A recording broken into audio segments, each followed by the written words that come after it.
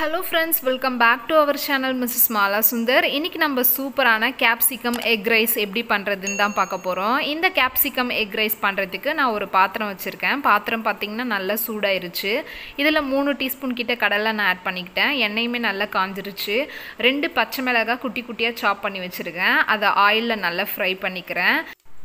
இப்போ இதில் பூண்டு தோல் உரிச்சு குட்டி குட்டியாக சாப் பண்ணி வச்சுருக்கேன். ஒரு 5 பல் பூண்டு இந்த மாதிரி குட்டி குட்டியாக சாப் பண்ணி வச்சுருக்கேன். அதையும் சேர்த்து கோல்டன் ப்ரௌன் கலர் வர மாதிரி ஃப்ரை பண்ணிக்கிறேன்.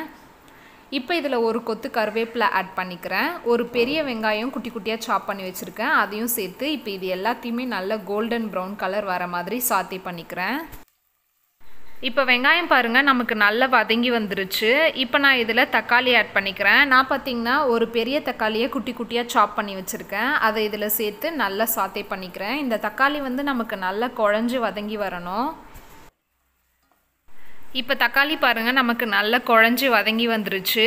இப்போ நான் இதில் கேப்சிகம் ஆட் பண்ணிக்கிறேன். நான் பார்த்திங்கன்னா ஒரு கேப்சிகம்மை இந்த மாதிரி குட்டி குட்டியாக கட் பண்ணி வச்சுருக்கேன். அதை இதில் சேர்த்து ஒரு 1 மினிட் நம்ம ஹை ஃப்ளேமில் நல்லா சாத்தே பண்ணிக்கலாம். இப்போ பார்த்தீங்கன்னா இந்த கேப்சிகம் நமக்கு நல்லா சாத்தே ஆயிருச்சு. இப்போ நம்ம இதில் எக் ஆட் பண்ணிக்கலாம். நான் பார்த்தீங்கன்னா ஒரு 3 எக்கை இந்த மாதிரி ஸ்க்ராம்பிள் பண்ணி வச்சுருக்கேன் ஆல்ரெடி. அதை வந்து இதில் ஆட் பண்ணிக்கிறேன். இப்போ இது எல்லாத்தையுமே நம்ம நல்லா மிக்ஸ் பண்ணிக்கலாம்.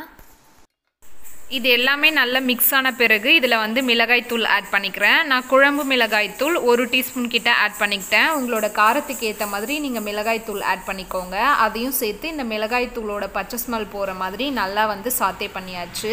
இப்போ நான் இதில் வடித்து வச்சுருக்க ரைஸ் சேர்த்துக்கிறேன்.